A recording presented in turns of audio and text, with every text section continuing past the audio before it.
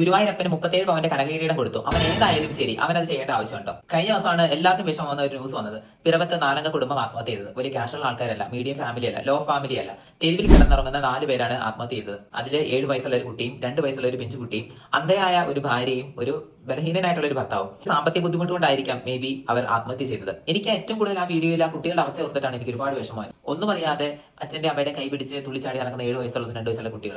അവരറിയുന്നില്ല അവർ മരണത്തിലേക്ക് പോകുകയാണെന്നും. ഇവർ ആലോചിച്ചിട്ടുണ്ടാവും ഈ 2 കുട്ടികൾ ഭാര്യയ്ക്ക് കണ്ണു കാണുന്നില്ല, ഇനി മുന്നോട്ടുള്ള ജീവിതം ദുസ്സഹനീയമായെന്ന് വിചാരിച്ചിട്ടുണ്ടാവാം. തെരുവിൽ കിടന്നുറങ്ങുന്ന കുട്ടികളുടെ സുരക്ഷയും ഭാര്യയുടെ ഒക്കെ അവസ്ഥ ആലോചിച്ചിട്ടായിരിക്കാം, മുന്നേ ഒരു വഴി കാണാത്തത് കൊണ്ടായിരിക്കാം അവർ ആത്മഹത്യ ചെയ്തത്. കഴിഞ്ഞ ദിവസം 37 പവന്റെ ഒരു കനകകിരീടം ആരോ ഗുരുവായൂരപ്പന് സമ്മാനിച്ചു. അതിന്റെ ആവശ്യമുണ്ടോ? ഗുരുവായൂരപ്പന് കനകകിരീടത്തിന്റെ ആവശ്യമുണ്ടോ? വഞ്ചിയിൽ നമ്മൾ ആയിരക്കണക്കിന് രൂപ ഇടേണ്ട ആവശ്യമുണ്ടോ? ഈ കനകകിരീടവും പൈസകളും ഒക്കെ നമ്മൾ കൊടുക്കേണ്ടത് തെരുവിൽ കിടന്നുറങ്ങുന്ന വളരെ ദയനീയ അവസ്ഥയിൽ താമസിക്കുന്ന ആൾക്കാർക്ക് വേണ്ടിയിട്ടാണ്. ഒരുപാട് സ്ത്രീകളും കുട്ടികളും ഒക്കെ ഇപ്പോഴും കടത്തിനെ കിടന്നുറങ്ങുന്ന ആൾക്കാരുണ്ട്. അവരാണ് നമ്മുടെ കൺമുന്നിൽ കാണുന്ന ജീവനുള്ള ദൈവം. ഗുരുവായൂർ അമ്പലത്തിൽ മാത്രമല്ല, വേറെ ഒരുപാട് അമ്പലങ്ങളിൽ എല്ലാവരും വലിയ വലിയ കാണിക്കകളും അതുപോലെ തന്നെ ഗോൾഡും ഒരുപാട് ക്യാഷുകളും ഒക്കെ ദൈവങ്ങൾക്ക് കൊടുക്കുന്നുണ്ട്.